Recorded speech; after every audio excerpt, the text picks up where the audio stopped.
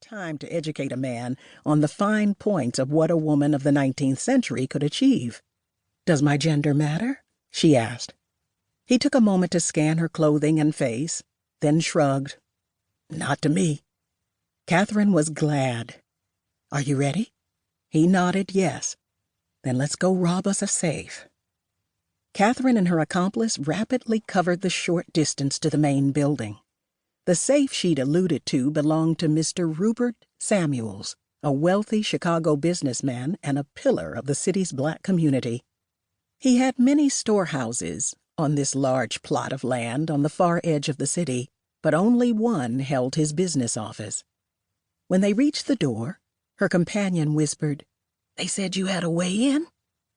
It was her turn to nod yes, as she reached into her trouser pocket and withdrew a small, thin box.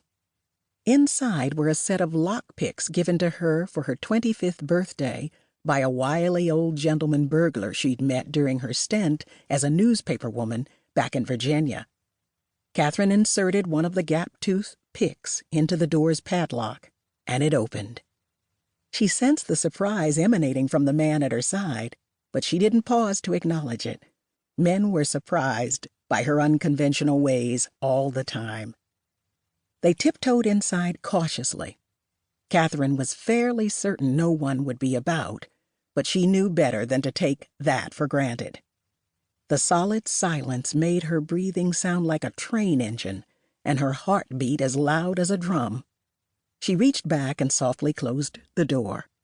"The safe's hidden behind that banister painting on the far wall," she told her accomplice quietly. The man replied, "I'll need a bit of light."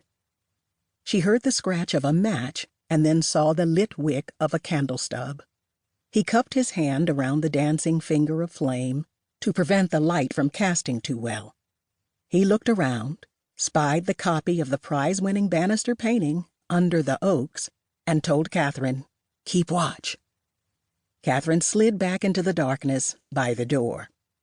She was glad for his help because she couldn't have gotten into the safe alone. Thanks to her old burglar friend, she could easily spring the locks on doors and some strong boxes, but her abilities did not extend to wall safes. It had taken her editor, Jeff Pratt, weeks to find a man who could be trusted to discreetly carry out this endeavor. The long search had cut so deeply into the time frame she and Jeff had allotted for this investigation that if tonight's burglary proved unsuccessful, her 6 long months of hard work would go for naught. Her companion called out softly, "It's open, and we've struck gold." The announcement filled Catherine with excitement, but she kept her wits about her. She opened the door a crack to make certain no one was approaching from outside before going over to see what the safe held. The candle provided just enough light to illuminate the area around Samuels's large oak desk.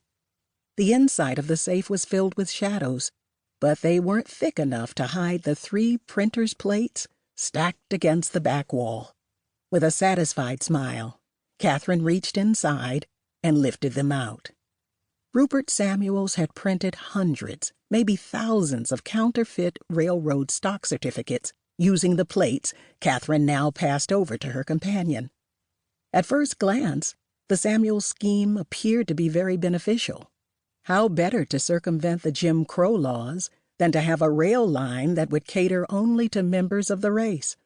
The hoodwinked investors, mostly pensioners and widows, had willingly let themselves be led to the slaughter by the well-dressed and seemingly sincere young men selling the stocks. After the bank drafts of the victims cleared, the salesmen vanished, and the investors were left holding worthless pieces of paper. Catherine reached back inside the safe and pulled out a stack of fraudulent stock certificates and a large ledger. She held the ledger toward the light and hastily scanned the entries. There were pages and pages of names, each one adjacent to addresses and dollar amounts.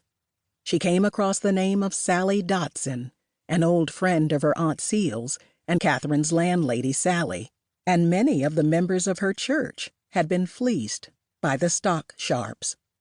When Sally told Catherine what had happened, Catherine wrote to her editor, Jeff